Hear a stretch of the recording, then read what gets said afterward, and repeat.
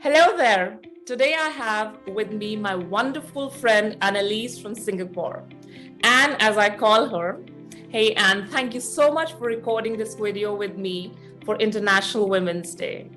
Anne, you are currently the Chief Sales Officer and member of the Executive Committee at Synchron.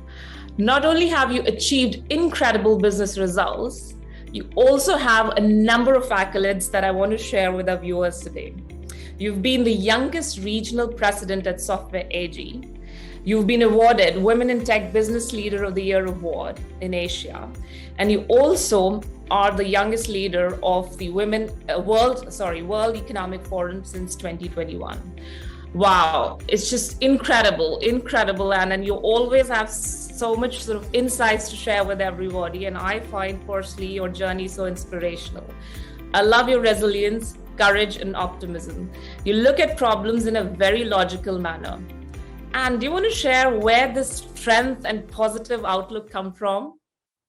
Well, thanks for making me part of this exciting recording, Smita. Great initiative, and be very happy, obviously, to share my views as part of this interview. Well, I think we all have our stories in life that make us be the human beings that we are every day. And I think my story, as being a product of two cultures, the German side and the Japanese side of me, definitely shaped my way of being and my way of thinking, my way of acting, still to the point today. I think I had a very blessed childhood and being raised in a very diverse setup, through my obviously own personal surroundings, my family, and the strong ties to my Japanese background. And surely in also the encouragement that I received through my parents, in the education that I received, and the ability to travel the world, and also to mature my own skills and explore my own wants, surely helped me to become the person who I am today.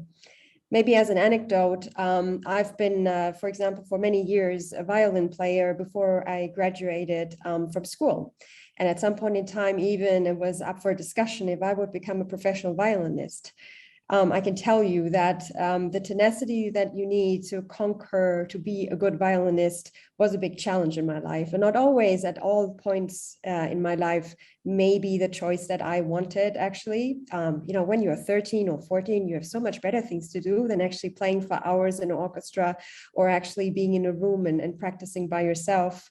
I think my parents' encouragement in pulling through what you said in your mind and not letting yourself down, in not following through your dreams over time, even though it sometimes means that it's difficult and it means sacrifices on your end, definitely was a contributor of me kind of learning and being encouraged in my way of being someone that definitely likes to pursue goals and not giving up so easily. Wow, incredible. And you talked about your journey from, being raised in Germany, and then you moved around all over Asia Pacific, and you're a global executive based in Asia. Would you share a bit about your experiences in terms of, how you navigated through the cultural differences that you see when you move from one continent, one country to another? And sort of how did you navigate through that in personal and professional life? Also, were there any biases that sort of you had to overcome in order to get to where you are? Yeah, I think living in Asia was definitely one of the best decisions I've made in my life. It's so much broadened and opened up the world to me. And obviously, it got us together at some point in time, Smita. So many of the likes of ours, people of diversity and a variety of backgrounds are meeting here in Asia. It's a real melting pot.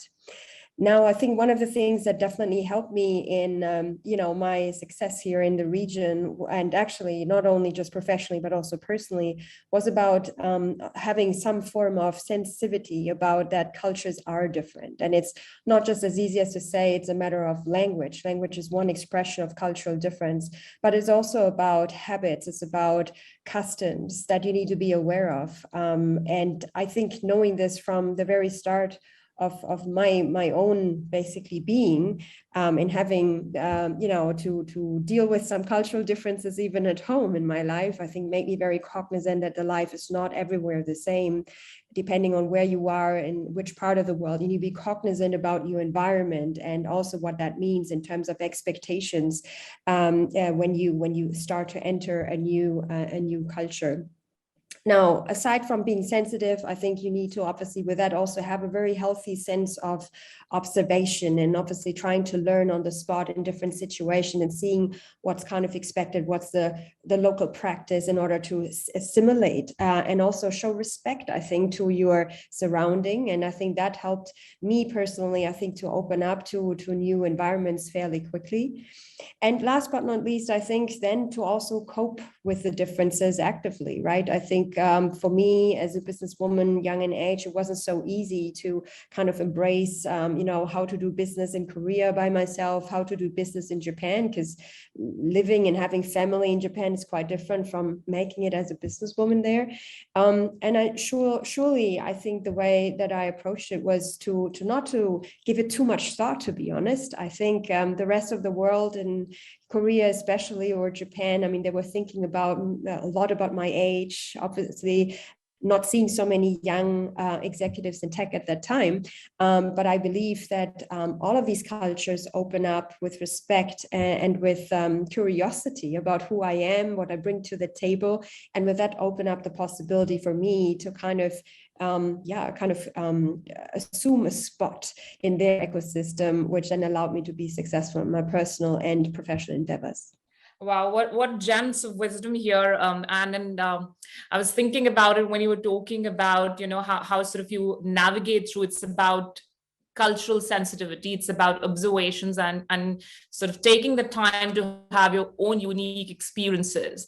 It's like when I'm sharing with colleagues from all over the world that, hey, when you want to experience other cultures, it's really about observations and getting to know the people. It would be fantastic if you could visit a certain place and really embrace yourself, as just by watching movies or reading a book, you cannot fully appreciate and understand the differences and nuances of various cultures. For example, India is not all about Slumdog Millionaire and Bollywood dancing. It has much more, in terms of when you move from state to state, how people grew up, what the customs are. So it's just beautiful. I think beautiful about experiencing on your own how it is, and appreciating the uniqueness of everybody we meet. From there on, Anne, what is your recommendation for aspiring women executives to have a seat at the table? I think, I think we all need to earn our rights to sit at the table, and whatever gender background or cultural background you have, I think we should obviously, I think, be challenged and motivated equally through our circumstances, and also equally not be limited. And I think it starts very much with ourselves.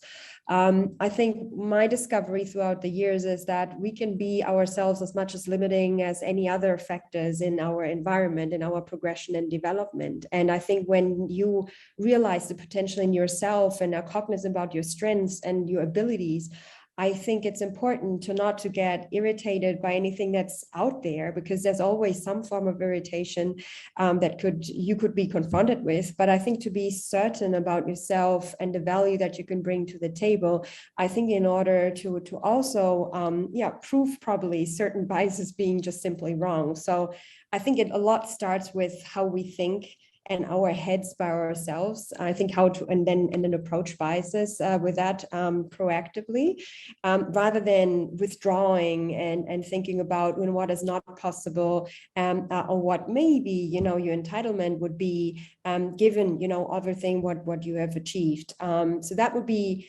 really my recommendation, to kind of focus on what you can control, and you can control your mind and your actions. And it's honestly speaking, I feel for many executives just a matter of time to then hit the right environment that encourages development and career progression, whatever the background is of that person. This is what I love about you, Anne, uber optimism and having that sort of curious mindset for any situation. And knowing you for so many years, one of the things I can vouch for is, your values, your way of living is consistent across your professional and personal life. And, you embrace that and go full on with it. It's been wonderful talking to you, Anne, in this session, and thank you so much for all the wonderful insights. I'm not going to let you go without one last question, as I appreciate it's getting late for you in Singapore. What is your advice for young women executives of today as they continue to navigate their journey in both personal and professional life? Yeah, I would definitely like to encourage everyone to take the opportunity that the world gets so much more connected and accessible to all of us to be out there, to, move countries, embrace different cultures, connect with people, really actively invest in actually connections and networks, because I've seen this being a true enabler to meet not only great professionals, but actually great friends like you, Smita. So I think I hope that everyone gets an opportunity to grow and explore more of the world with broadening the individual and professional networks, that's for sure. And then it's really about, dreaming big and bold and not set yourself a ceiling, to continue your path that you have set out for yourself.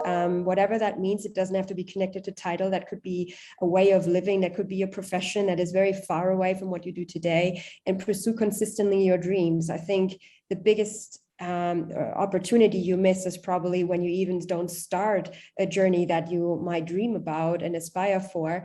So I believe it's in our hands, I think, to make the first step in these journeys and not to hold back because of false reasons.